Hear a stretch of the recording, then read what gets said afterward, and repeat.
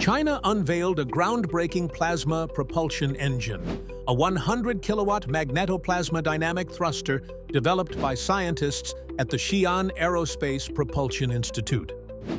Unlike traditional rockets, this engine ionizes gas and accelerates it to create high-speed particle streams, providing efficient and sustainable thrust.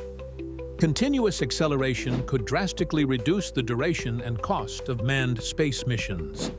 Can China's technological leap challenge the US and Russia, potentially leading in deep space exploration? Let us know your thoughts.